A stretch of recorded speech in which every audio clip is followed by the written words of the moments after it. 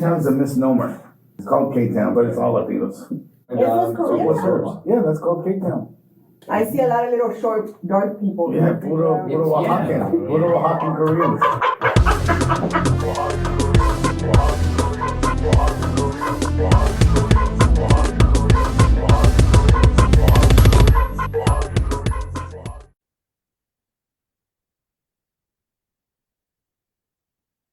Oh, I love that background as well, Vlad. Look at that. Trying to keep it on brand, you know? Okay, gotcha. All right, well, we are going to go ahead and kick things off because time is of the essence and we want to get to our panelists more than anyone else.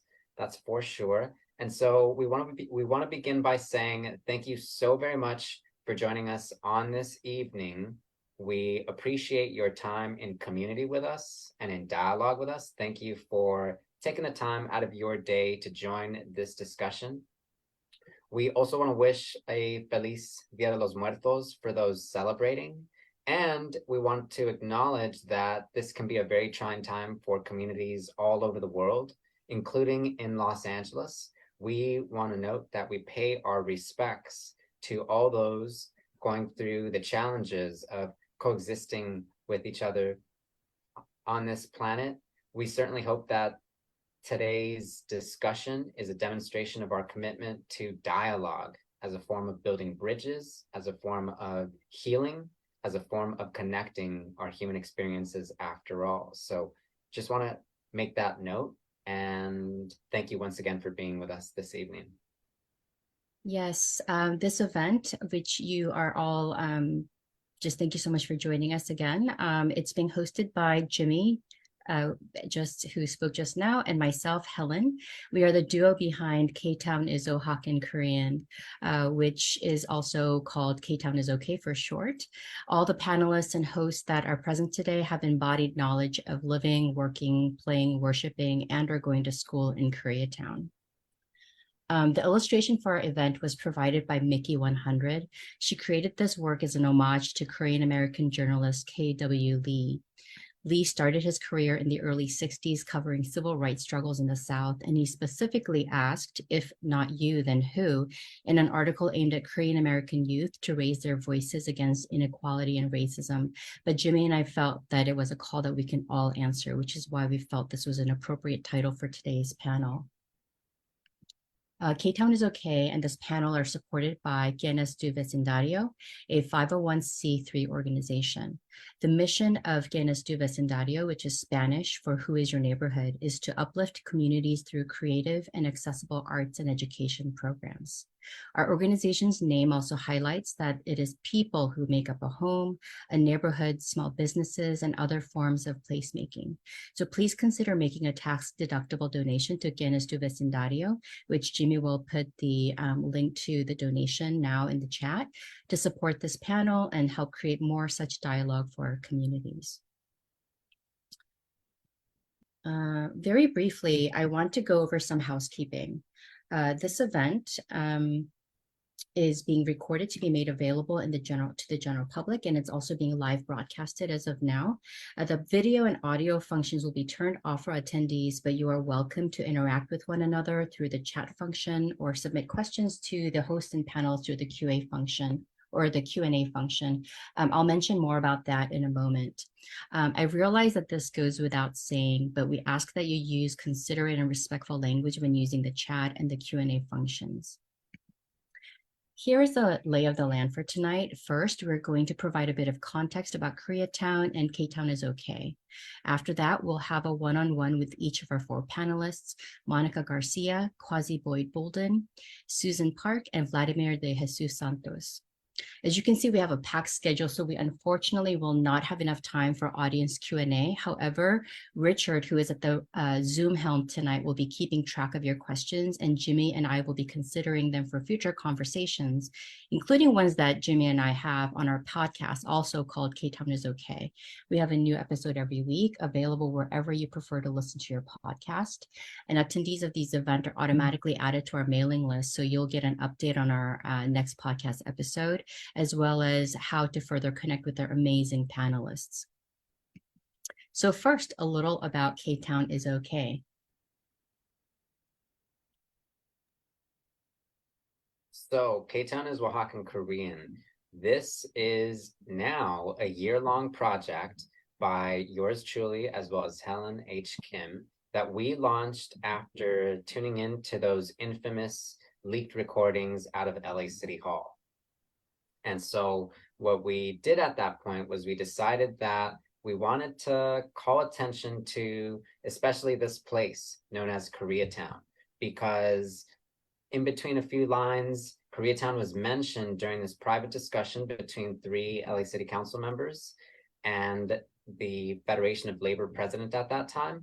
And so we thought to ourselves that there was a huge misunderstanding and also distortion of the character of Koreatown that we needed to call attention to. But interestingly enough, at the same time in that conversation, there was a grain of truth, so to speak, this idea of Oaxacan Koreans. And so what Helen and I decided to do at that point was get into the shirt making process, because don't we love that? Now, before we delve further into the adventure from there on, I want to say a little bit about myself. So I am affectionately known, including on the podcast, as the Dong Sang. I am a native Angelino, born and raised in the city, and I am of both Oaxacan as well as Salvadorian descent due to Mama y Papa, who got here in the 1980s. So shout out to them. K-Town Is Okay could not be here without them. And then I'm also a writer and the creator of Los Cuentos de Los Angeles, which is a podcast, among other things. Finally, I'm the executive director of Quien es tu Vecindario, the 501c3 organization supporting this event. Would really love and appreciate a donation to that, which goes to all of this. My collaborator in this work, my colleague, is affectionately known as the Nuna. She immigrated to the US in the 1980s. She is of Korean descent through her parents, and she's a community-based artist as well as researcher who's currently working outside of K-Town Is Okay on the Relocation Lao and Korean Acculturation Project, a series of interviews on her end just as well, her and her colleagues' end. She's also the visual brand and designer under the name known as the Think Farm, and it was due to the Think Farm's design work that what you see on K-Town Is Okay, the podcast, as well as through K-Town Is Oaxacan Korean, the shirts, shines so well. This is Helen's background. This is where Helen is coming from. This is where Helen has been for a while. So Oaxacan Koreans, this is a phrase uttered by Gil Seville in a private discussion in October 2021. This was leaked a year later through the LA Times as well as Knock LA. And this led to protests. This led to a lot of outrage. This led to a lot of discussions about where LA would be headed, actually, because LA has this reputation as another city on the verge of collapse, especially due to all its multiplicity, all those differences, all those tensions. But what we decided to do was take that, hone in on it, and really honor especially Korean and Oaxacan culture in K-Town, though not strictly Oaxacan and Korean culture in K-Town. So it gets multiplicitous. It gets a little complex out there. As noted here, we took that phrase, that singular phrase, and we said, K-Town, it is Oaxacan Korean. It's also more than that, but it begins to tell a story. And so here is the way that just a few words can go a really long way in describing a place, especially one that we know as affectionately as K-Town. The other major part about this, though, is that especially this neighborhood in Los Angeles is one that we feel any elected council member, any elected official anywhere should be familiar with.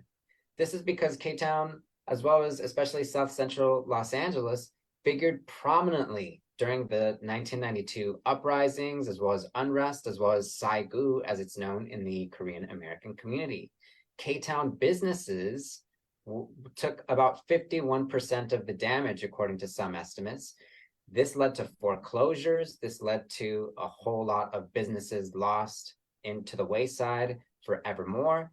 This led to a complete change for the city of LA if not for people hanging on to the neighborhood as they did and rebuilding to a significant extent. So going back to that same sense that KW Lee was describing, and going back to especially the commitment on those families who remained in K-Town and decided to rebuild alongside those allies and supporters, K-Town Is Oaxacan Korean is very much building on that legacy of taking something out of the ashes and recreating it for the record.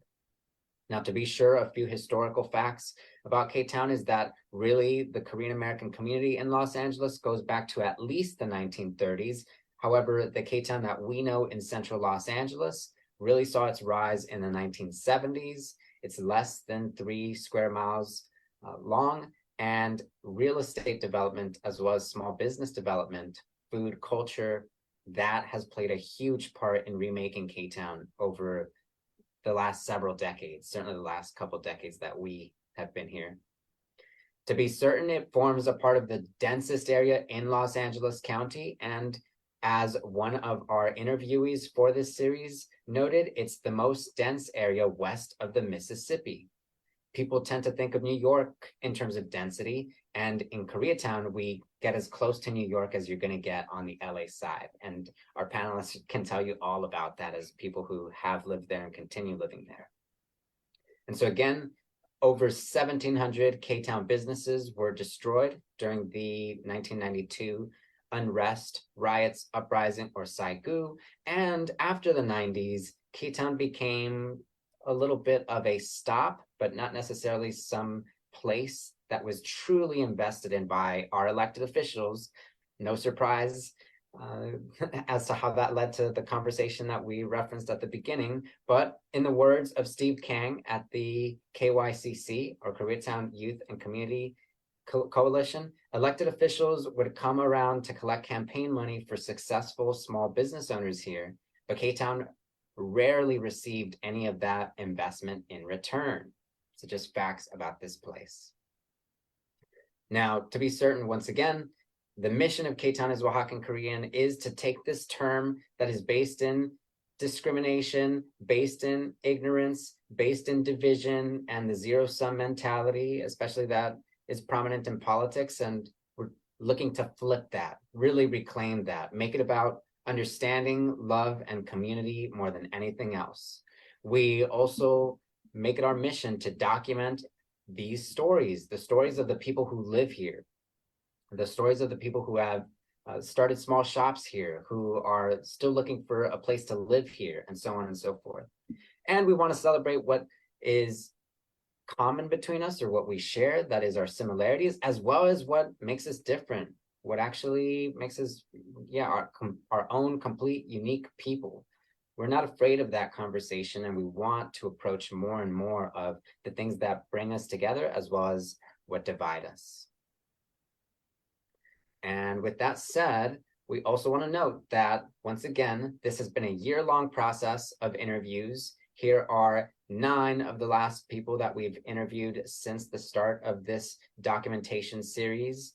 And if you go to ktownisok.com, you can see our conversations with each of these folks, all of whom have contributed a unique set of words and notes for us to keep in mind about this place. Words that will tell you just as much as what we've described here and more. Shout out to Meli Cruz Bautista, who was our first interviewee. Steve Kang also had really great notes for us to keep in mind. Andrew Ann told us all about getting here in the early 2Ks. Yeah, just a decade after K-Town saw all these flames and starting up a small shop there. Sam Yu also told us about her father's business and how it might have only functioned in a place such as K-Town. Kimberly talked about green space, especially during the summertime, and how we need more green space in K-Town, among other things. And then Quasi told us a lot about growing up in this place through several decades and seeing the neighborhood change, including through school. Diana told us about all of the rise of unhoused tents in K-Town over the last decade especially, and how resilience is something we have to move past just as well. And Godfrey talked a lot about questions of public planning and how to build housing and how to build equitable policies into design practices for our city. And Susan Park gave us a great set of notes on just who felt that unrest and those uprisings in 1992, which is often forgotten in discussions about this part of LA. So you can learn more about these discussions, as well as other notes to keep in mind through K-Town Is Okay, the podcast. As for now, we are going to move into our big Q&A session to say more about our panelists. And Helen, I'll hand it off to you for the start of that. Yeah, thanks, Jimmy. I am so pleased to introduce our first panelist, Monica Garcia. Monica is both a storyteller and advocate for Indigenous communities. She grew up in Koreatown, but was actually born in what is now known as Mexico. She identifies as Native or Indigenous, coming from a long line of the Maya people and the Cloud people, also known as the Zapotecs. Monica's personal journey of understanding her layered identity informs her current training as an MFT student. So please welcome Monica. Monica, it is so great to be sitting down with you and to be in conversation with you this evening, just to be certain. Oh, I saw you opened your mic up. And so once again, we really want to thank you for taking the time to be with us this evening. Thank you, Jimmy, Helen, and the whole team of K-Town Is Okay for the invite and for the space to share our voices and our stories. It's our absolute honor. And of course, time is of the essence. So we're going to have a small session here, and then our goal is to get into a group Q&A. But the first question I'll ask you is regarding something we talked about when we first met and when we first connected for this project. So you actually mentioned to us during this initial convo that even since your youth, you actually identified not as a Latina, but as a Hispanic person at the time, but as Indigenous. So can you actually tell us a little more about this? Yes, and I'll speak for my own personal experience because everyone's experience might be different. So I didn't really say I'm Indigenous because when you're young, like you don't really like identify yourself. You just are who you are and move the way you move, your people move, and that's just you. There's no labels as kids or growing up, right? We just know who we belong to, right? And so my family arrived to Koreatown in 1981. I was 4 years old. So in order for me to like answer the question, I need to provide a little bit of context. So we arrived to Koreatown in 1981 and I was 4. I remember when I was at that time, many folks from Oaxaca, specifically from our pueblo, were arriving, and we all arrived at a home where there was somebody there already waiting for us, a familiar face. You see, we have always been communal, and that continued with our arrival. I remember being the only child in the home, and many women and men gradually coming and moving in to that particular house and going, and new people coming in. Zapoteco was all I heard growing up. Even though my mother didn't teach me, she chose not to teach me. And nevertheless, that was all I heard. My mom would just speak to me in to my father and I in Spanish. My father was born in Mexico City, and even though his father was like also Indigenous and Mayan, his father died when he was 10 years old. So he never really was able to live that Indigenous experience and identity like I did. Like growing up with all these people that were coming from El Pueblo. I remember experiencing how communal they were in cooking. All the women were together. There was communal cooking, communal problem solving, helping each other find jobs, even communal grief. I remember when there was knocks at the door, there was this sense of altered hypervigilance. At the time it was like, is it la migra or what's happening, right? So they would always take care of one another. And I just, as an only child full of grown-ups, this is what I witnessed and what I saw, the way they moved, the way they felt a sense of belonging or didn't feel a sense of belonging, the way they experienced life. So even though my mom didn't teach me or communicate the ways with me, I lived it, including the healing ways where someone was sick or out of balance, that we would use plantas, or ancestral plants, smoke, mezcal to heal. I remember as a child, though, that was all the type of medicine I received. So I grew up witnessing all this. And It's almost like there was a language of indigeneity without you speaking, say, Zapotec, even though that's associated with how you might identify as a person of that culture. But what you've described is a language, it is a movement. right. It was their own personal language. It was like, oh, this is how we're supposed to exist. This is how we're supposed to heal ourselves. This is how we're supposed to cook all together. This is how we're supposed to solve problems all together. This is how we're supposed to belong. I didn't necessarily understand the language. When I would ask my mom, she would just say, don't worry about it. My parents were very disconnected from me because, you see, we had arrived a year prior to the United States and they lost a child. So they left Mexico grieving. And on top of that grief, it was the grief of leaving their motherland. So it was just too much for them. My mom was 16 when she had me. So they were very disconnected, and their hope for me was just to assimilate, become as Americanized as possible. I don't need to learn Zapoteco. Like my mom didn't want me to have her experience, because prior to that, my mom had lived in Mexico City for 9 years with my dad, where she experienced colorism, racism, discrimination from Mexican people. So, and that really harmed her. Till this day, I can see that grief like appear till this day. And so, that left me just kind of like out of place, not knowing who I was. And I remember growing up, they were telling me you're Hispanic, because at the time that was the term. There wasn't like Latino, wasn't like the term, it was Hispanic. And it didn't sit with me. Like I tried to assimilate into the American culture, I couldn't. I felt out of place.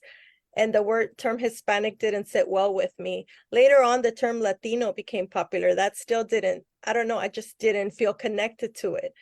At one point, I identified as Mexican, but I remember every year my parents would take me, once they got their green card, they would take me to Mexico's city, or sometimes send me by myself. And I remember my cousins from my father's side, they would talk about the indigenous people in a dehumanizing way, not as their, Mexican citizens like everyone else. They would say, oh, mira los inditos, like, look at the little Indians. And I remember that hurt me terribly.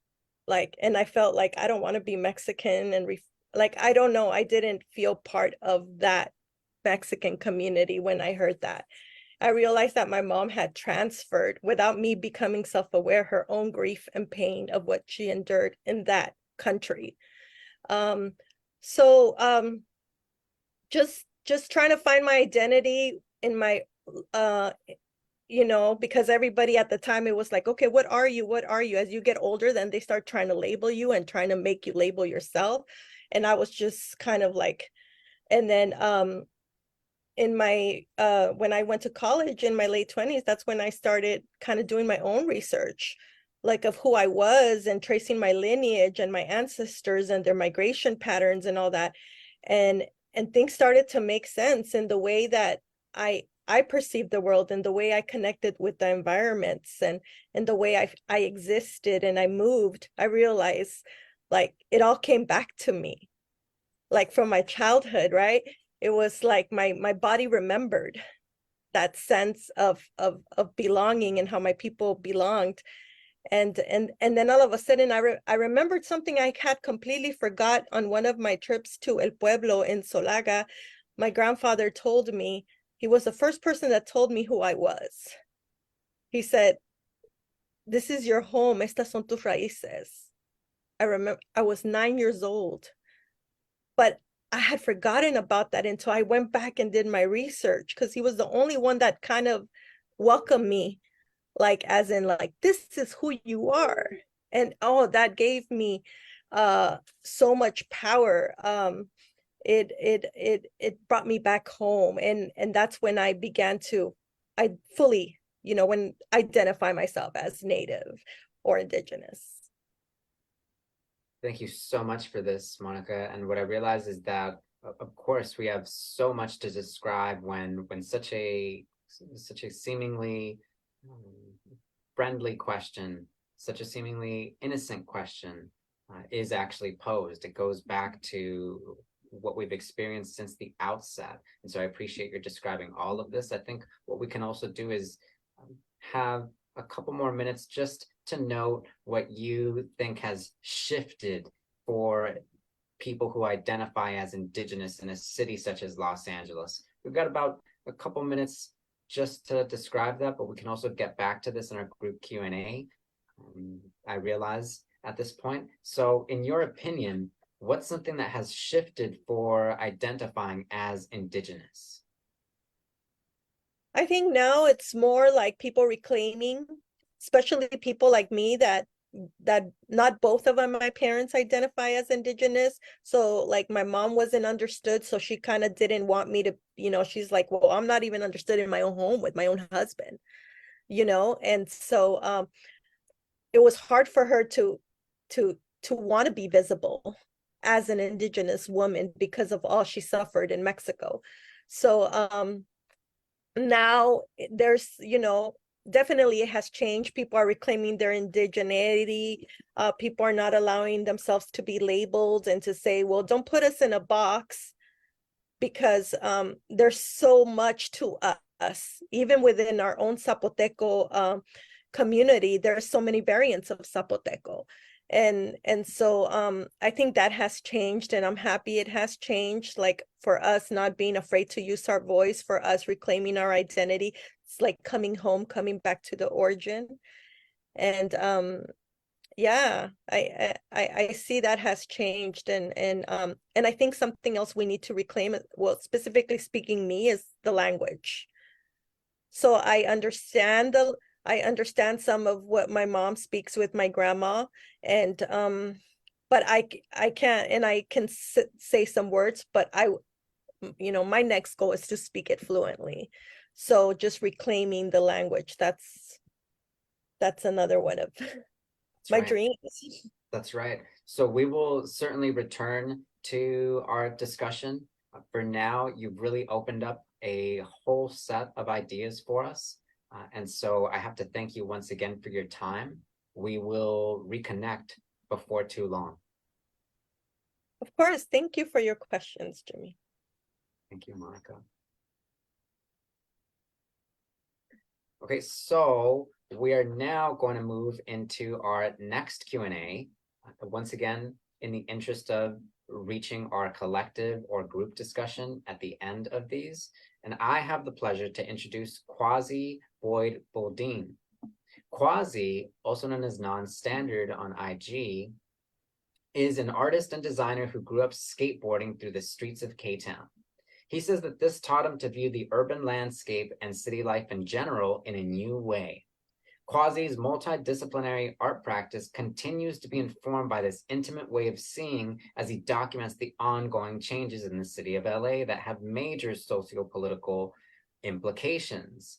Quasi and Helen H. Kim, it is my pleasure to leave you to the floor here. Hey, how's everybody doing? Hey, Quasi, so good to have you with us. Just for context for everybody who are meeting you for the first time, can you tell us when you moved into Koreatown and how old you are? Yeah. So can you hear me okay? Okay, cool. So basically, like, I moved to K-Town when I was 10. So that would probably be like around 1987. Um, and before that, I'd lived in LA. I moved to LA when I was born in Brooklyn, but moved to LA when I was 2. So we got here in like 1980 at Union Station. But I lived in Hollywood, lived in Mid City. But when I was 10 years old, that's when I moved to Koreatown. And then, as I recall, you lived in Koreatown well into your adulthood, right? Yeah. I mean, in a lot of ways, I'm still in Koreatown pretty much every week. I lived with my mom. From the time that I was 10 to the time that I was 23, I lived at my mom's house right off the corner of like Council and Normandy, so like right by Beverly and Normandy. And then when I moved out of there, I moved right over to near Oxford and Olympic, and where I lived for like another decade or about a decade, like 9 years. My mom and my in-laws still live in Koreatown, so we're literally there like every week. So you have like deep history in K-Town. Yeah, no, I've seen it go down. I mean, honestly, from, just, like I said, from that point, I've had a continuous view of it, and that kind of like reshaping and redevelopment and everything that's gone on has kind of driven like my photography and like my art and things like that too. But yeah, that's pretty much it's the part of the city I'm probably most familiar with. Yeah, for sure. So then let's kind of go back to your childhood. So my understanding is that in your formative years, you grew up with fellow skateboarders and graffiti writers. And so I'm just curious to know, having lived in the city and been in that culture, and now as an adult art maker, do you feel like that LA that you knew growing up, that culture, which contributes to what's happening today, do you feel, well, I guess, how do you feel like that culture of that era is informing LA culture now? And how do you feel like it's being acknowledged or respected today in LA art and culture? Well, you can see it because it's there, but it's always in the background. But in a lot of ways, I think that's how LA is. Like you said, like I grew up skateboarding. Like when I was 10, that was kind of how I got to know the neighborhood and my neighbors. We lived very close to Wilshire Boulevard, which was like the mecca for skateboarding at the time. It kind of still is, but like I mean, it was insane when I was skating. And so like that was just what we did all the time, like either after school, on the weekends. It was just like me and a bunch of neighborhood kids kind of doing that. And I think that because that was such a central part of skateboard culture, I mean, like professional skaters would come and like, there's videos and everything like that. A lot of the influences that dominated the scene at the time did end up kind of getting into pop culture, into streetwear, into all of these, sorts of things. Not many people from LA made a lot of money, or at least people that I skateboarded with or the people that I hung out with made a lot of money off of that. But it definitely is still something that you can see in popular culture even today, because the roots are there. Like that's where the roots came from. So in that way, it's still there, but also in a lot of ways, it's kind of missing, because like that vibe is not something that's easily identifiable. Like we were, I mean, when I grew up in Koreatown, like it was basically, there were a couple Black kids. It was mostly Latino kids. I had a bunch of Filipino friends. Of course, I had some Korean friends. I mean, but really, it was everybody from everywhere. Like there wasn't really like, the selection of friends wasn't really based on that. It was based on what you did. And that vibe was a very LA thing that extended to graffiti too. It was the same thing. Like if you were dope, you could be from a crew, and if you weren't, then you weren't. And like Koreatown was one of the places that had a lot of like mixed race crews. Like it wasn't all just like dominated by a single demographic or whatnot. So that part of it is kind of gone. I'm sure it's there and around in ways that I can't see, because I see it with my daughters and I see it with kids around, but I'm not a part of it. But that's the part of growing up in Koreatown, I can say that it's hard to see in popular culture. Thanks so much for that. I want to come back to that idea of like that multicultural or interracial space. But before I do that, let's get a little dark. I know that you were in middle school when the 1992 riots or uprising. Different people have different ways of talking about that or terming that. But you were in middle school when the unrest happened for 3 days straight, particularly in Koreatown. So I was wondering if you could tell us a little bit about your experience of actually seeing that in real time and how that might have informed your current understanding of socio-political dynamics in LA today? It's kind of a big question. Yeah, no, a little bit. But I'll do my best. No, I mean, I was really young when it happened, and obviously, my family, being Black, African American, we've been following, everything that had led up to the uprising for, very intently. But it was something that seemed kind of distant because it didn't happen in Koreatown, like and it wasn't part of my everyday, even though clearly I was, associated with that and like, with my, my family and things like that. So when everything kind of popped off, it was still, it popped off in South LA. So it didn't start in Koreatown. It wasn't until the next day where it really had kind of, or maybe it was 2 days or whatnot, but, it was a day or so before it kind of reached up here. And, I remember I was going to Bancroft Middle School. I was a magnet kid. And the school buses got canceled because things were on fire. And so I had to walk home with a buddy of mine, took Santa Monica from Highland all the way to Western. And, we saw like the big Sears on fire that still never reopened. And just, people just wiling out in the streets. It was really an intense sort of thing. And then when I got back down to my neighborhood, I did see, on the corner of Beverly and Normandy, there were 2 fires. There was a Chief Auto Parts that went up, and then there was like a 7-Eleven that was on fire where the Chinatown Express was. And then the liquor store that was owned by a Korean couple or a Korean family, which I was really cool with. I mean, because I grew up going to this liquor store, like they were really nice people.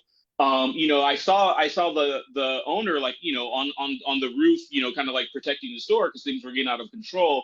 And that was, I mean, for me, it was very interesting because they were a really nice family, and like it was weird seeing him in that light as a child.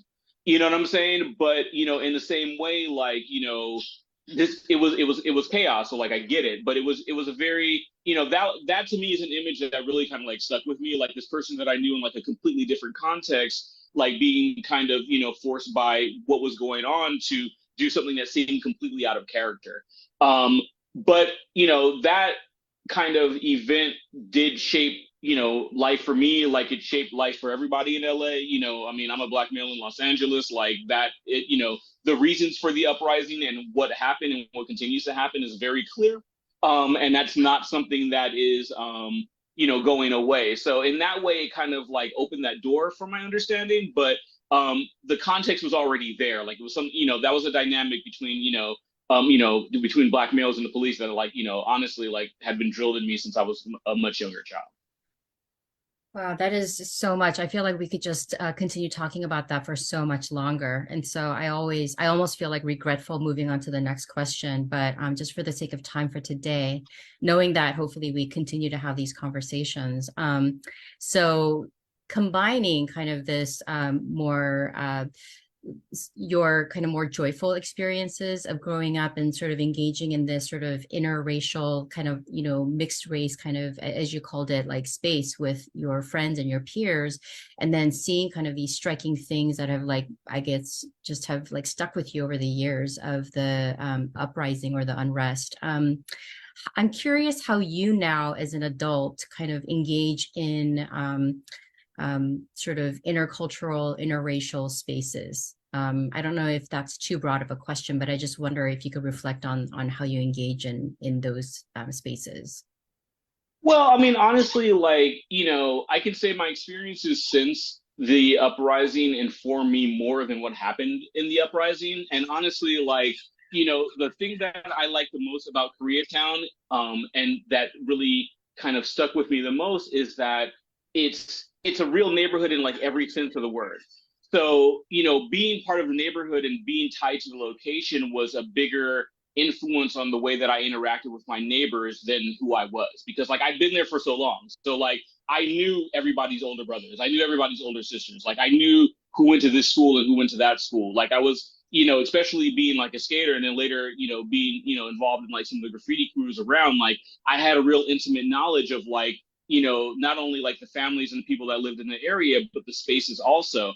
And my knowledge wasn't tied to, what ethnicity we were. So, I mean, to be totally honest, that's just something I always keep in my back pocket, and like that's just how I relate to people. And but that's always, that's not really how the world works at large. So in a lot of ways, you have to, you have to keep it in reserve, but at the same time, you have to, you have to be aware, and you have to acknowledge that that's not necessarily how the world is seeing you, which is just what it is. You know what I mean? So like in a lot of ways, I basically, what's the best way to put it? I react to people as they react to me, and I react to you as a person. And if you react to me in a certain way where there's a negative layer or a negative connotation, or I pick up a tinge of that based on who I am as a person, on my background, on being a Black male in this country, then that's something I react to. But if you don't, that's not something I'm going to react to. I mean, which I'm sure is like that's for most people. I mean, like this isn't like a thing. It's just that growing up in such a dynamic and multicultural space just really I just really was acclimated. It's just not. It's kind of not a big deal. You know what I'm saying? Like in a lot of ways, which is a thing that makes me happy because it's really helped inform how I navigate the world. Hmm. Thank you so much for that. And I really see the way that's how you navigate the world. And that's always like drawn me to your work even, and just how you carry yourself. So we only have like 2 minutes, unfortunately, but I want to try to squeeze this in real quick. So as a former longtime renter in Koreatown, and as somebody who like started engaging in their art practice in Koreatown, I wonder if you could kind of look into the future of K-Town and sort of like have any thoughts about housing there or culture, whichever one sort of like strikes you for the next 2 minutes. Well, I mean, I could talk about housing because housing is something that I think is really like close to not only myself personally, but to like my practice. Most of my photography has been documenting the redevelopment, and not just in Koreatown, but in Los Angeles in general. But it started in Koreatown, but it's moved on to Hollywood, South LA, the Valley, all of that. But my mom still lives in Koreatown, and my mom lives in an apartment, and I help my mom out on a weekly basis, and like rent is really high. And she's in a rent control apartment. It's still really high because she got in a couple of years ago where the prices had already gone up. And it's just that it's unfortunate because I think that Koreatown being an affordable place to live contributed to how vibrant of an area and how vibrant of a neighborhood that it is. And that's what encouraged all of that overlap and intersection of like cultures and people and things like that. And then when you take that away, that it loses something. So, I mean, I think that that's pretty much the thing that, kind of bums me out the most about, aside from, the rising rates of people being unhoused and just how hard it is to just do everyday things that used to be easier. I feel like we're moving backwards. Really, I feel like the soul of Koreatown, not like the Koreatown that people think that they are visiting, but the Koreatown that people actually live in. I feel like that like core is in danger because just people are being priced out of it, and all the dope people are moving away. Like, I mean, like, people from everywhere is which makes the area such an interesting place to live. Thank you so much for that, Quasi. And thank you just for your knowledge about the area. Okay, so we're going to now introduce our next panelist. Jimmy.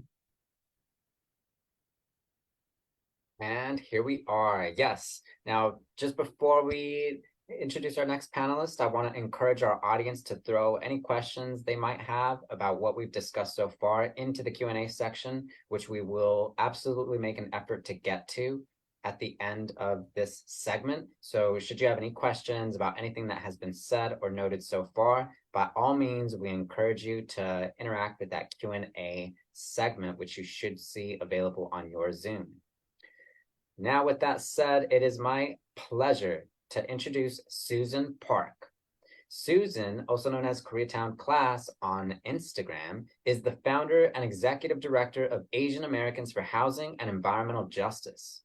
As a community organizer and a witness to the evolution of K-Town since 1975, Susan is well-versed in the ways that the lack of language access keeps members of our community from the available resources they desperately need. With that said, I leave the floor to you, Helen, as well as Susan. Thank you so much. So great to have you, Susan. Just make sure to have your mic on. Thank you so much. The incredible thing about this panel is that we have a breadth of and depth of knowledge about Koreatown. So while Quasi, his formative years started in the 80s and into the 90s, Susan, can you tell us a little bit about your experience of Koreatown in the 70s as a recent immigrant? So my family moved from Seoul to Los Angeles in January of 1975. I was 5 years old. Back then, Koreatown was a very neglected part of Los Angeles City. What existed of Koreatown was just a few Korean businesses. There was Olympic Market, Kimbanga, VIP Plaza opened later. So Koreatown had moved up from Jefferson Avenue in South Central since like 1968, 67, and just kept moving north. So Koreatown was really just very up and coming. There just was not much to it. Most upwardly mobile facing Korean immigrants at the time did not want to live in Koreatown because it's so high crime, blighted, poor schools. They really wanted the suburban dream in the San Fernando Valley. And there was a sense that if you started off in Koreatown, you would never leave Koreatown. You would just get stuck in Koreatown. So my parents tried to find a place to live in the San Fernando Valley where my mom's older sister lived, but we ended up a couple miles west of Koreatown, just north of Hancock Park, what's now called Central Hollywood. I went to Vine Street Elementary School. This was 11 years after the Civil Rights Act passed. We still had a lot of racist white teachers.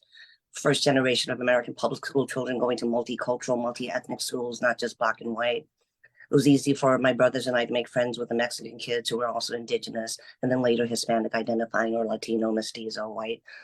Just the whole umbrella of being Mexican, because we had rather than kids who would just completely identify as American, because we knew we were just kind of in this crap together. We were the kids of immigrants, and we felt like a physical similarity too. And we were, like Mexican kids at my school, and my brothers and I, Korean kids, were helping our immigrant parents like navigate the world. So, that was like immediate bonding, despite like our teachers not being encouraging of anything. I remember my kindergarten teacher constantly complaining that she had to teach ESL to Korean students and ESL to Spanish speaking students. And this just made her angry all the time. So I think I'm kind of done answering that question. Thank you for that. And I think in you sharing that background, people can maybe draw a line from that, childhood upbringing to language access. But could you, just for our education, explain what is language access and just why you are so passionate about this issue? So my father learned how to speak English before coming to America. He spoke conversational English, but that was widely rejected by American society at the time. So I like to talk about language access like I'm peeling an onion. Okay, so first of all, I start with Korean. I am fluent in Korean. I'm high-level bilingual. My parents made sure I never forgot Korean. I can read it and write it too.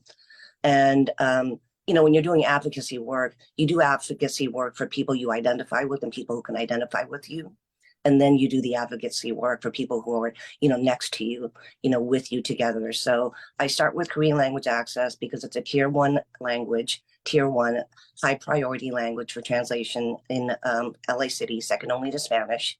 People think just because there are all these Korean signs in Koreatown, the people, Korean speakers are getting language access. No, they are not. They're seeing signs. Those are business signs. Those are commercial signs. They're not getting language access for human and social services, for apprenticeship programs, for educational opportunities. There's a huge number of things that are only in English and then Spanish. They're not in Korean.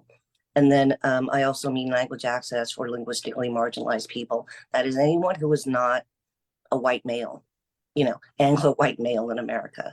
So linguistically marginalized people also include Black Americans who speak in a Black American vernacular, or even those of us who don't, BIPOC who don't, who are told you're so articulate, constantly having to code switch, so, having to talk like this in certain spaces, hi, my name is Susan Park, that code switching we have to do. That is so burdensome, So it's language access is really centering people and meeting people where they're at in terms of their linguistic ability.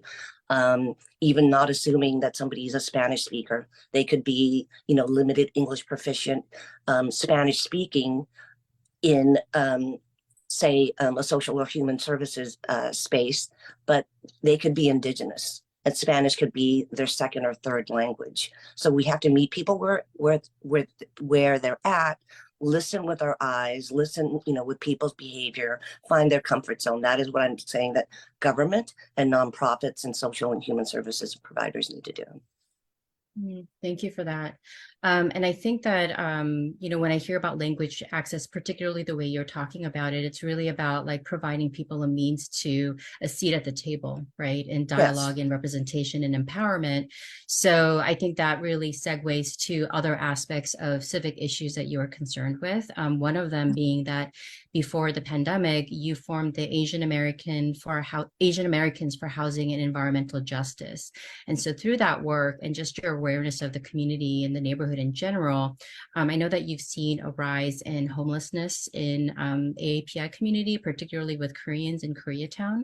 So could you talk a little bit about that, give us some information on that and how perhaps they are not being considered in the larger dialogue about unhoused folks?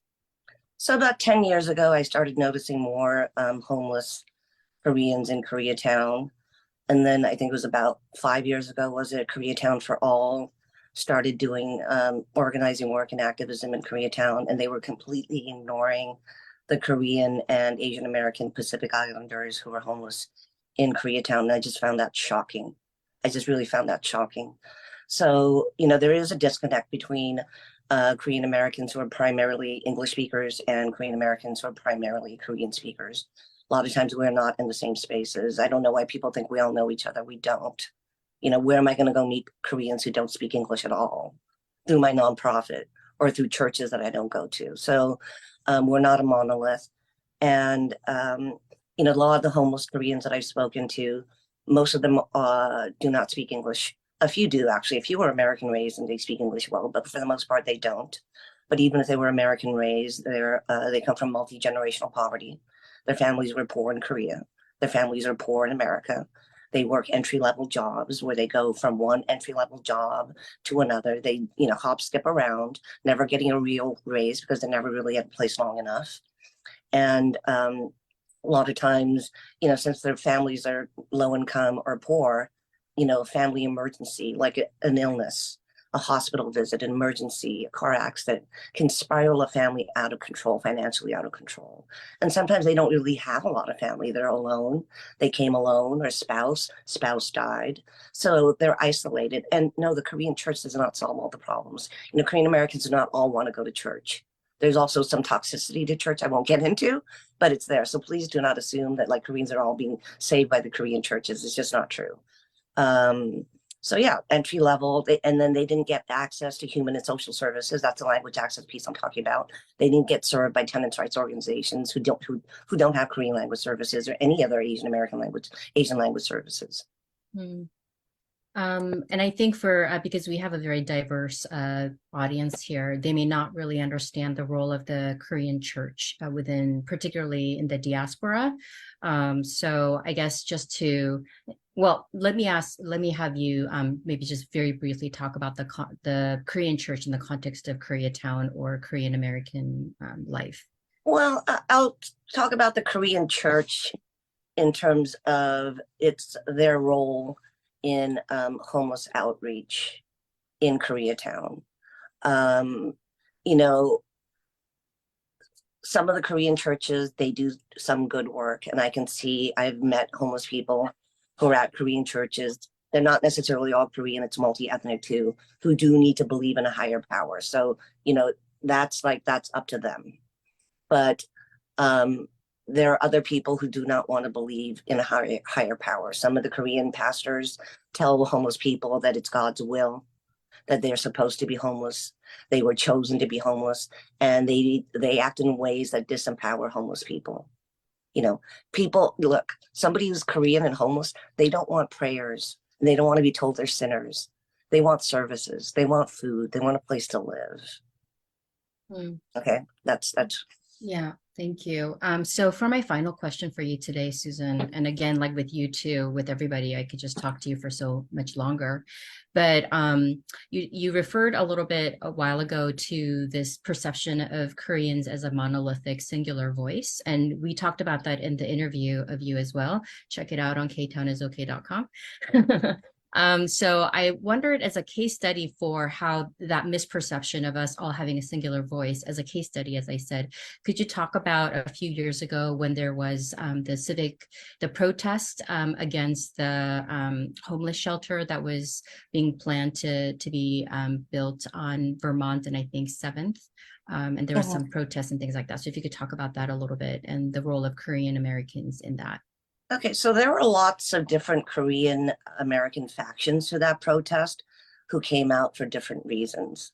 One of the biggest reasons was that Herb Wesson, who has a long history with Korean Americans in K-Town, going back to before 1992, has a long, long history with us, did not confer with Koreatown community leaders, organizations, or Korean-speaking residents about the proposed shelter. So there was a faction that felt really insulted, right? If you're dealing with a white neighborhood, you would never try to sneak something like this up on us, right? So there was that faction. And then the ugliest faction, the most vocal and negative and like sort of racist faction, they were hired by real estate developers and real estate companies. Some of them Korean owned, some of them not. And, a lot of people who know Koreatown know this. But that group, that most vocally negative group, was highlighted by Koreatown for All, who weaponized that group against Koreatown residents as being broadly racist. This is a hired group, okay? This is not a civic group. They're hired to say specific things and paid. And then American media, who really didn't talk to Koreatown residents. They just kind of reached out to the Korean Resource Center for a comment. Most of the people who work at the Korean Resource Center, they don't live in Koreatown. They don't live in Koreatown. The board members don't live in Koreatown. They're not in touch. A lot of the employees at the time, they live in Orange County. They're not even long-time residents. So, mainstream media wasn't even talking to any Korean people who would know what's going on. So that was that really fired me into action. And I texted Koreatown for All, and I Facebook messaged them. I asked them, in the 2-3 years at that time that they had been doing outreach, how many Koreans and AAPI homeless people had they done outreach to? And I still save those messages. I kept my receipts. They said 14 to 20. That is a joke. There are hundreds, if not 1,000 or more. So yeah, I'm getting a little impassioned, but yeah, thank you. Well, thank you so much for your passion, Susan, and just for sharing your knowledge as well. I sadly need to move on to our next panelist, who is Vladimir de Jesus Santos, and I'd love to introduce him. Vladimir is a Salvadorian American filmmaker and journalist from Koreatown. He also forms one half of the podcast A Fu Yo Rocker, which explores the intersection between race and identity around extreme music in the hood. Vladimir has published several articles related to K-Town and LA Taco, including Our Communities Depend on Each Other, Olivia in K-Town is Using Food to Unite Korean and Latino Cultures. Welcome, Vlad. Thank you for that warm welcome. Feel honored to be here. We are honored to have you, and it comes down to you and me, Vlad. We are rounding out this one-on-one sesh with our panelists. All right. I just want to say quickly, shout out to everybody who spoke before me, Monica, Wasi, and Susan. Wow, it's a tough acts to follow, honestly.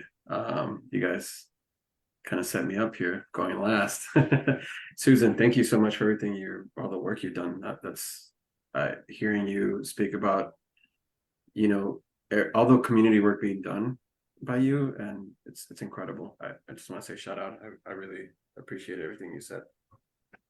Right, and so what we'll do is we'll get into a little bit of one of the latest versions of K-Town, we might say. So you are a 90s baby, just as I am, and you came up in K-Town. K-Town is your home. K-Town is this place that you have done a whole lot of ethnographic work on.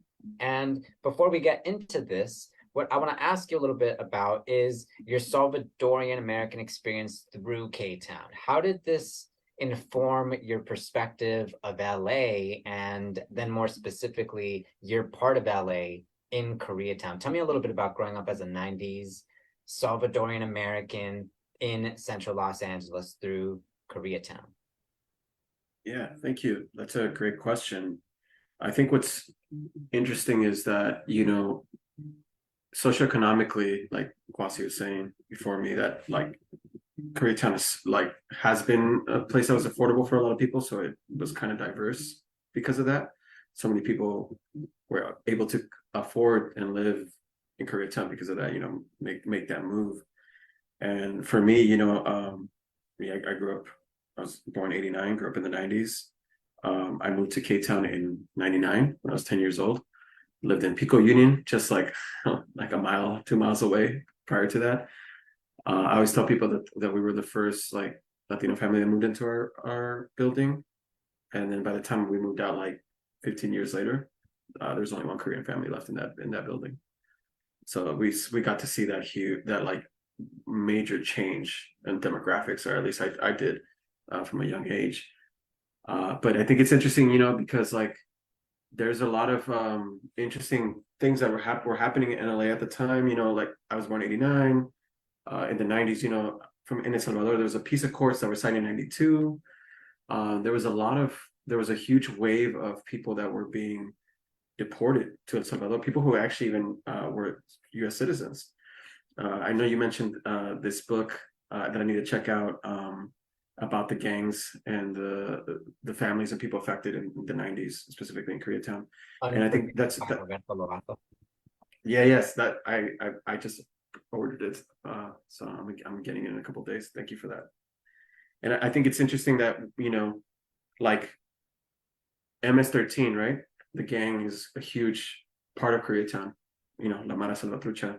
It's there, and it was actually founded in right there where Seoul International Park is, right off San Marino and Normandy, and that's where I grew up. You know, there's a lot of interesting kind of what's the word, layers to being Salvadoran in LA, specifically in Koreatown, people being deported back, taking like kind of their American culture back with them, being informed by gangs. You know, I have the devil horns here that's like used for extreme music, like in punk and metal, but that's also a gang sign. You know, that's a gang sign used by MS-13. Wow. Right. So there's a lot of interesting things happening. You know, like the first gang members were like Salvadoran rockero fools from the 90s, who just happened to go back home and start a gang that became international. You know, it's like one of the smallest countries in the world, and just has such a huge impact. So to answer the roundabout way to answer your question is that it was very interesting to grow up a Salvadoran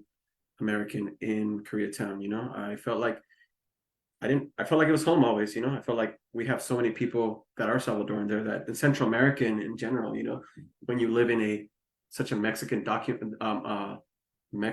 dominated culture in LA, you know, then being Central American below that, it feels like Koreatown was always home. I mean, the Salvador corridor is right there. The señoras were always vending on James and Wood, and well, before that at 9th and Vermont, you know. So yeah, we got to experience a lot of different things. You know, a lot of things I didn't know about until later. You know, just everything's hindsight's 2020. So I just kind of was a kid, you know, in Koreatown, and drawn to certain things. So certain subgenres and subcultures. So yeah, right. I hope that answers your question. It absolutely does. And what I'm going to ask you about is harping in a little bit on that youth culture, especially. So this is because in 2019, you started one of my favorite local podcasts ever, A Foo You a Rocker. There's something so specific to this podcast, and if you know, you know, but I'm really happy to be able to cite that all this time later. I want to ask you a little bit about how you were looking at two, quote, subcultures, unquote. That includes Salvadoran American culture, which is not predominant in a city like Los Angeles, as well as heavy metal music, which you spoke a little bit about in your first answer. So tell me a little bit about A Foo You a Rocker and how essentially this captured a specific part of your youth and really documented it for folks such as yourself to keep in mind. Tell me about what led you and your colleague to found this podcast and what it continues to say about LA, because it stands the test of time, certainly for yours truly. Yeah, it's, you know, it's interesting. I think we always want to see ourselves in storytelling, right? And for me and my friends, we were always, you know, we would go to backyard shows, we would go to shows, you know, shout out the Old School Knitting Factory, the House of Blues, but then also just backyards in South Central, some in East LA, just depending where you were, where you knew somebody that you would be safe, especially in the 90s and early 2000s. You know, it was still very gang informed, so you're not going to be caught like slipping in a neighborhood you didn't grow up in, you know. So I music, like in general, with a lot of things, you know, could be very white centric, and that wasn't my experience. I didn't have an experience where I was hanging out with white rocker fools. I was hanging out with black and brown like rocker fools. And fools, I mean, like as a gender inclusive term, you know, it doesn't mean male. It means it means anything, you know. It's non-binary as far as I use it. Fool could be anybody. And you know, I was just like, I remember talking to you briefly, Jimmy, about this, that was a term that we heard about the hood from hood fools, from cholo fools, like, hey fool, you're a rocker. And it was like a form of perception, of perceiving your also uniform, the color. You were black, you had long hair, you had crazy hair, you had all that, you had markings that were also similar to them. You know, they're anti-authoritarian, they're kind of like in a very cliquey way, you know, form. So the cholo fool saw that in you as a rocker fool, and they perceived you. And you could ask anybody who grew up hearing that, they hated it. You know, no one wanted to be perceived. I'm like, hey, I am feeling pain and anger because of socioeconomics that I don't fully understand, and I'm listening to this music that it helps me like do something. It helps me alleviate something. You know, hearing people scream, like the violence, the anger. Anger is really just mass sadness. You know, everybody's sad. It's just different ways of expressing it. So the podcast is just like, it was like, I don't know anybody talking about how we grew up. Like, I don't see that in any media. Like, I see a lot of white media talking about punk and metal. I'm like, but where's ours at? And so when we started it, I would shout out, you know, my co-host Alex Bravo, who also grew up in Koreatown. You know, I met him at UCLA, and I was just like, I remember seeing him, and he was wearing an Iron Maiden shirt, and I just was like, what's up? Like, and it's something in me like kind of awakened that I hadn't done since I was in middle school. It's like, so cool, you're a rocker? Like, because I didn't hear that, I didn't see that in like a predominantly white institution, you know. And so we were just kind of joking around. I think everything that's good starts with joking and fun and joy. And I'm like, actually, no, this is like we should talk about this, man. Like, I know we don't need another podcast centered around two cis dudes, but like, this is an ethnographic project, you know. Like, I've taken classes at UCLA. We could talk about this in an academic way, talk about music, and, you know, make it fun. I was always the kid in any class that wanted to turn in a video project because I didn't want to write. So this is my kind of version of that. I was like, this would be a fun project. Let's just do it. Let's listen to the music we want to listen to and talk to who we want to talk to. And that way the hood could see itself reflected in itself. And it's just like kind of like a, you know, a historical document in that way. So that's how we started it. And that's what was our intention. And it was just like, just to talk about ourselves and, you know, have our own conversation, especially in Koreatown, which is so gnarly, you know, it's so diverse, endless stories. Right. It really makes me think about how this panel has centered so much around language and accessibility through language just as well, and including the terms that we use to engage with one another. I remember one podcast episode between you and your co-host where you note that, hey, like, everybody's a fool. Like, everybody's a fool at some point. Foo comes from fool, and everyone is foolish at some point. And I just thought, click, click, click. This is absolutely right on point.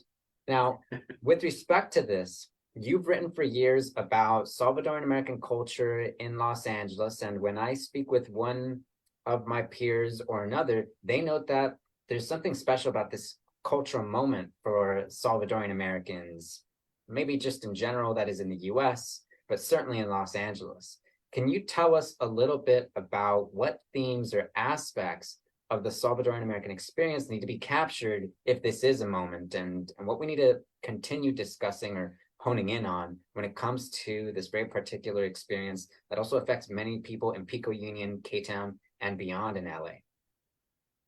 Yeah, that's a big question. You know, that's a question that begs like a discussion about transnational politics. You know, like, why are we here? We're part of diaspora as Salvadorans. Like, we're having a moment, right?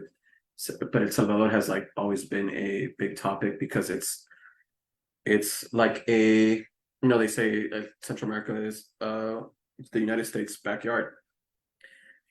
And if we know the history of world politics of the US, and the US being like a huge imperial power that's anti-communist, that's anti, like, it has well documented cases of like assassinating left-wing leaders, and like fighting democracy any way they can, and installing their own puppet dictators.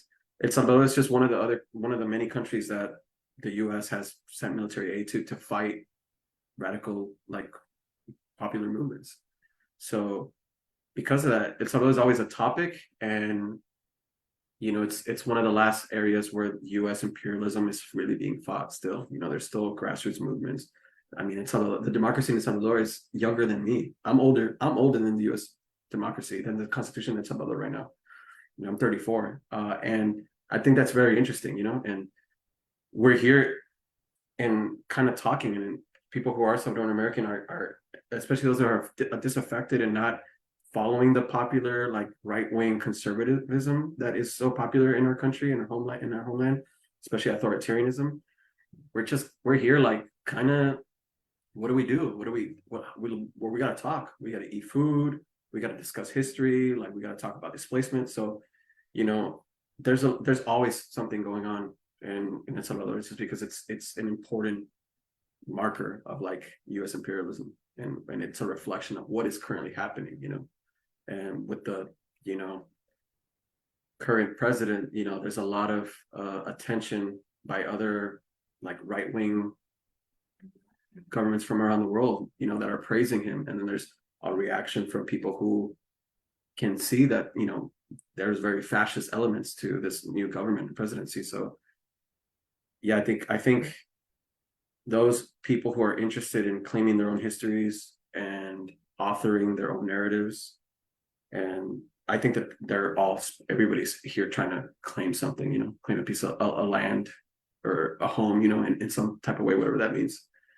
So I don't know if that's getting a little too heady or spacey, but I think it's always a topic. It's always going to be a topic, and it's just, this is our reaction. This is our reaction as people who grew up in the 90s, who have seen both governments, right and left wing, and now seeing this new government, and we're just reflecting our times. Right.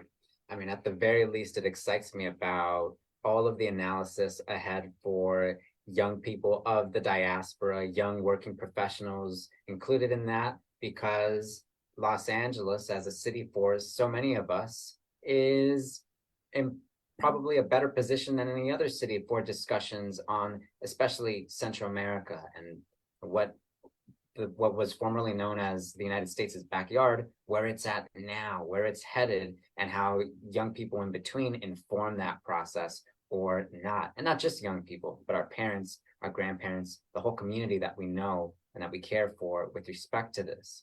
Now, I am so thankful for this chat between us, and I'm also excited to get into a collective discussion with the rest of our panelists through the remainder of the time. We've also got some great questions that we saw in the Q&A that we will do our best to get to. However, know that if we don't get to those Q&A sections this evening, we will be addressing them going into our podcasting, including a recap that we'll be getting into very soon. But for now, it's my pleasure to reintroduce everyone. Welcome back. And I want to pose the question, if it's okay with all of you, about these audio leaks 1 year later. Vlad said something really interesting, which was that sometimes a joke or something that is harmful or something that is even violent can lead to all these other incarnations, all these other manifestations. K-Town Is Oaxacan Korean is certainly an embodiment of that.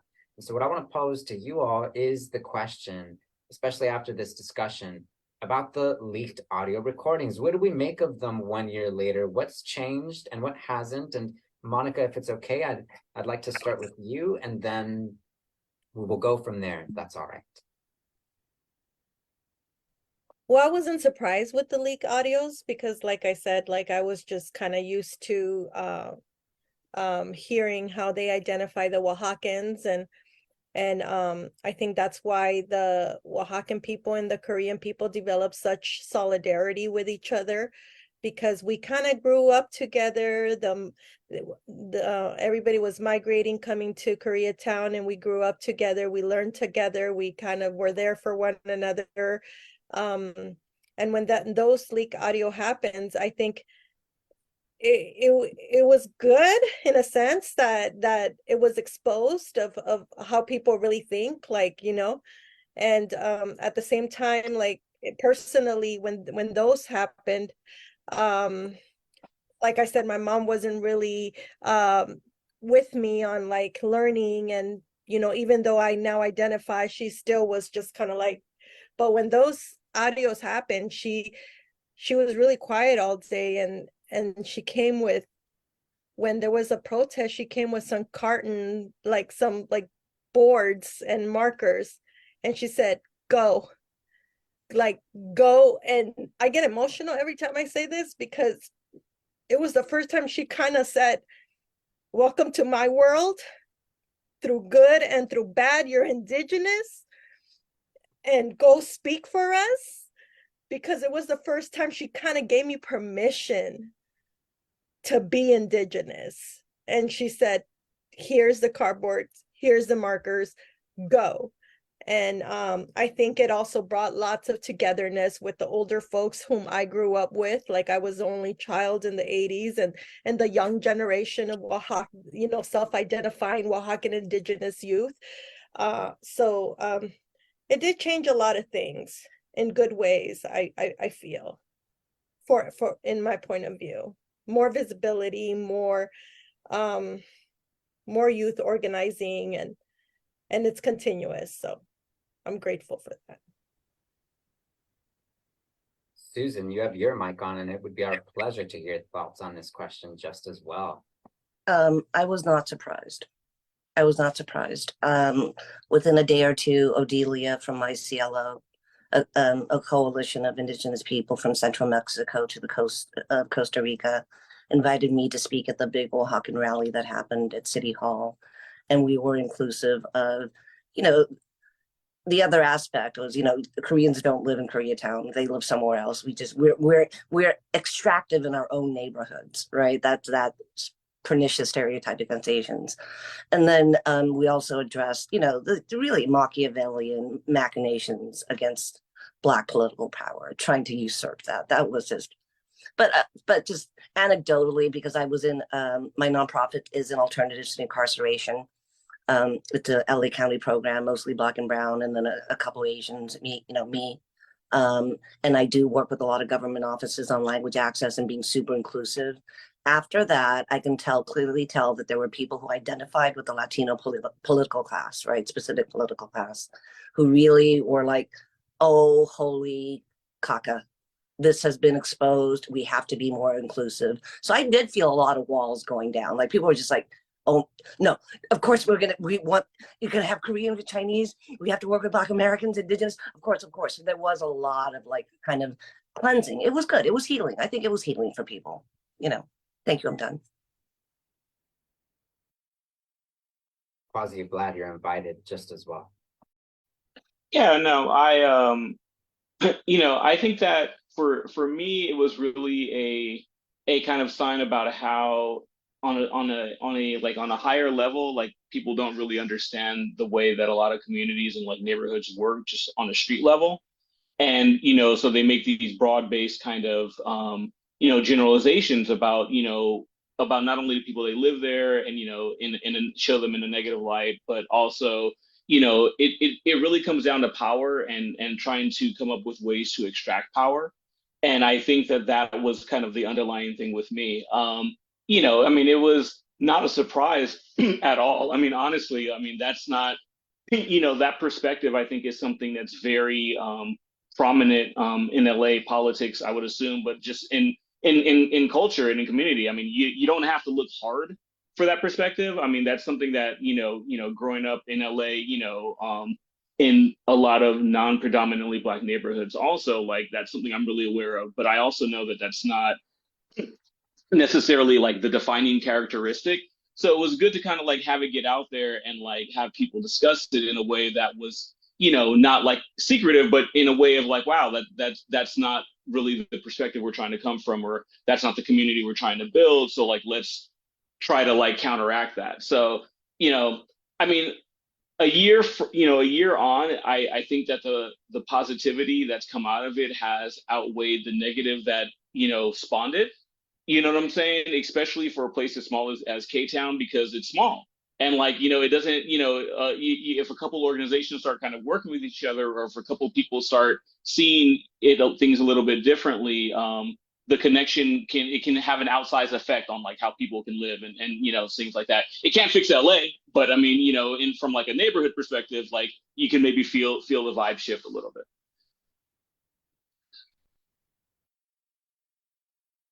Loud. That's great. Yeah, I think I'm gonna echo what everybody said. Of course, not surprised. I thought it was kind of funny actually. I thought it was funny they got caught. I was like, wow, they're kind of dumb. Like, of course we know that these people are talking this. We've experienced, institutional racism. Like, we know when we feel something feels off, you're like, I feel like I'm being blocked by something here. I don't know. So just to hear them say that, I was just like, in their casual conversation, like how you would casually talk about a movie with your friends or say your point of view. There was, I was kind of like, I found it refreshing. I was like, oh look, it's like, it's what we always thought. They're so candidly talking about how grotesque they are, and I think what Quasi you said, it's great. You're right. The positive response has outweighed like the negative aspects of it. I think we all followed what happened, and we were hoping that Kevin De Leon would step down, and he hasn't. Kind of like that's kind of like one of the big things. We're just kind of seeing how local politics really are kind of messed up. And I think for me, it's something that I think people who are like radical have always, especially if you're ethnically in a minority, racially in a minority, you want to see yourself, you're like, oh, maybe in a position of power or something. And then Latinos, as we know it as the group, it's like the blanket term for all people, have always wanted like to have brown people represent them with Spanish last names and stuff. And I just hope that people would see that like representation has its limits, because like it doesn't matter if they sound and look exactly like you. Like, not all skin folk are kinfolk. And I'm like, these people don't stand for what we stand for. And seeing people in this panel, I'm like, I feel like we're all kind of in the same like-minded, nature, where we care. Community is so important to us. We care about our neighbors. We like, when that happened, I feel like it brought everybody in Koreatown together, because no one's prouder than people who are from Koreatown. I feel, when I lived in New York, people were like, we get it, you're from Koreatown, you can like chill out. So I get it. yeah, and I get that all the time. It's hard for me not to be in that mode, but I think we care so much about everybody, even like our houseless neighbors, to we're hoping from even people who are more privileged that they can kind of get what we're trying to put down, like that they're like, they can kind of mess with like the more radical, more cool, like kind, loving things that we're compassionate things that we're trying to like put down, or put out, like that vibe, and that comes from so many people already who come from like ethnic enclaves, also like super indigenous minded, like these are all like super common and powerful things that bring us together. Like I told you, Jimmy, I saw a tweet that said that the antithesis to white supremacy is community. So I feel like we saw the response. We saw the white supremacy. We're like, oh yeah, it's there. And then it's like, look, we're here now. So that was cool. Helen, your mic is unmuted, so I want to invite you to perhaps take us home. Yeah. It's wild to think that we have just a handful of minutes left, but that is how these discussions go. Yes, I would love for us to end with this one question from Eric, one of our audience members.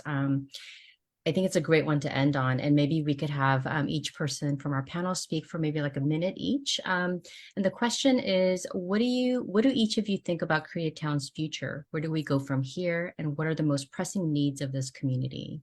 So pick whatever aspect of that question really compels you. And maybe we could start with Monica, if you don't mind. I see Koreatown's future um just becoming better, becoming more united, and it's not just Koreans and Oaxacans, like Central Americans, like it's really diverse. And this is why I agree to speak here, because even growing up, like on the streets, I'm playing Chinese jump rope with a Black kid and a Chinese kid, and we play tag, and it's almost like I'm seeing that again, but as adults, you know, that community. And I really have lots of hope for Koreanstown's future, because it's truly a melting pot. And yeah, I mean that. And what are the most pressing needs? I think just um accessibility for those that, you know, like Susan spoke, language access, cultural programs, parks for our children. So, you know, just infrastructure, like stuff like that. So Very cool. What about you, Quasi? Yeah, no, I mean, I think that, I wish I could tell the future, but things get, it's been a wild couple of years, so I don't make predictions anymore. But I think that like um I see a lot of like hope and kind of like optimism in like younger kids. Like, I have like two young daughters, like, they're part of like the Koreatown, community. I don't live in Koreatown anymore, but my mom and my in-laws do. My wife's from Koreatown, so like, we're out there. And so like I feel like, I see a lot of, inspiration and like potential and kind of like how they come to define it. One of the things that, kind of really became apparent, like listening to everyone talk, is that, especially like Susan, is like how new Koreatown is in its current form. Like this is kind of a recent thing. And so like it'll be interesting to see how that kind of passes on and transfers to kids whose parents grew up there and who were like born like in the area, that are, from all over, and kind of like what version of Koreatown they make. So I would say I'm interested to see that. But that's also like, in contrast to, the phenomenal onslaught of, problems, economically that we're facing as a city. And that, so it's like, it's not all roses, but those problems need to be addressed like in general. But I'm somewhat optimistic, because kids do things that like you can't imagine. And so it's kind of cool to see them just do those sorts of things, like, and just kind of wow out. So cool. And you, Susan? I would say Koreatown is what I've been talking about for a long time, like leading up to 1992. You can't really expect the first generation of people, diverse people who meet each other as adults, to come to an understanding. You can expect that from the second generation. And now we have more third generation who grew up together. We grew up sitting next to each other in class, playing jump rope together, understanding each other from childhood. And I think that's where Koreatown is like a really beautiful kind of, island space representation of all this diversity in LA. And, without those tapes, we wouldn't be having this conversation here. So that's another positive outcome. But the rent is too damn high in Koreatown. It has to go down. Market forces, if market forces were really allowed to play itself out instead of like tax breaks and blah, blah, blah, the rent would be the rent has to go down, because without working people of all different backgrounds, there is no Koreatown. It's going to be a corporate shell. It's going to be like what Vegas Koreatown makes no sense. So thank you. I'm done. And finally, you, Vlad. Yeah, I think what Susan said is great. I mean, I think that there's to jump on that, I think there's a Koreatown happening somewhere else, like where there's low income possibilities, where there's migrant people meeting each other for the first time, different cultures, like Koreatown could go the way of like Boyle Heights, where it's like, it has a strong community, like history, and it has like first generation of immigrants, like Black folks, Japanese folks, and then, Mexican Americans, all that stuff. It could go that way, and then it's like people fighting to rent increases, fighting to keep that pocket alive, it's also really small. K-Town isn't that big, so it could go that way. I mean, there's so many people moving to K-Town all the time, like I left for a year. I came back, it was completely different. I was like, it's like, it was so gentrified, but there's different type of people, there's like artists, there's there's like it became even more multicultural with transplants. So I think it's going to be okay. You know, I think there's always going to be youth. There's always going to be cool, new, rambunctious people. It's always going to be awesome. You know, it's like I always tell people what was the lead singer of The Who, what he said when he was inducted into the Rock and Roll Hall of Fame, and they were asking the question, should Run DMC be considered rock and roll group? Should this? You know, hip hop was just coming up, and he was like, you don't have to like it, just get the hell out of the way. So I feel like that's the way. You know, we can't be old heads, we can't guard stuff, and like things are gonna change. It's always gonna change. You know, so I hope that we are having cooler discussion like this. You know, 30 years from now, more people. So I'm always hopeful. I think, you know, we've survived colonization. We're still here, so we're still gonna be here. Free Palestine. Wow. I am so moved. I don't know about you, Jimmy, but I'm moved. I'm inspired. I feel like full from this amazing conversation. It's just like a possibility of things to come. So thank you so much, every single one of you panelists, to just be here and to speak your mind and to share this space with us. Yes, absolutely. Thank you to our panelists, and thank you also to our audience, our attendees. I was looking at the numbers steadily through the evening, and those who came stayed, and we really so appreciate this. As we get into the closing minutes of our presentation this evening, we want to uplift K-Town Is Okay, the podcast, because, let me be the first to say it here, we invite each of our panelists onto this podcast to be our guests and to say more behind the questions that we've just opened for ourselves, but certainly for the rest of our community this evening.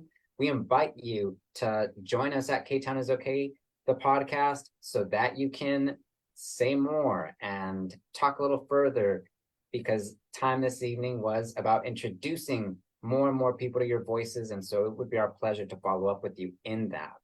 We also want to encourage y'all to contact myself as well as Helen H. Kim to let us know what we didn't answer today, what we still have more to say about, even after the notes we have created so far. Tell us about your side of K-Town. Tell us about your K-Town story, what we maybe slightly alluded to during the course of our discussion, or what we altogether missed, because that happens too. Clearly, though, in community and time with each other, we discover more. That's exactly what we've done just this evening, and we look to do that further as the days go on, but we are going to need your support.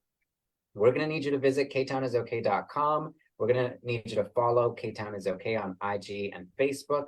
Also, FYI, this was recorded live on the Facebook page for K-Town Is Okay, so if you want to forward it along to your friends, family, and networks, by all means. And then I also want to encourage you to donate to Quien es tu Vecindario, the 501c3 organization that produced this event.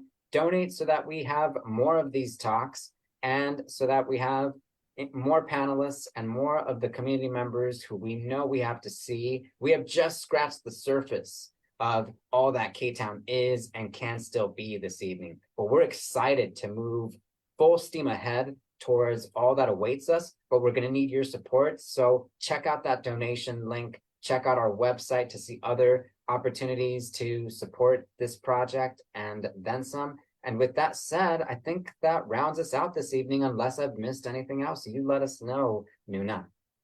Oh, Dongzeng, thank you. No, this was incredible. You said everything. I am with you. And I guess one thing I will say to our audience is that I'm sure you've just gotten a taste of how amazing each and every one of our panelists are. So you will be getting an email tomorrow or over the weekend, just introducing them a little bit further and giving you ways to engage with them. So you will have an opportunity to continue to follow the work that they're doing. So thank you again, panelists. Thank you, Jimmy. Thank you, Richard. And thank you, everybody, for being here with us. This has been really, really special. I would even say sacred space that we shared together. Thank you.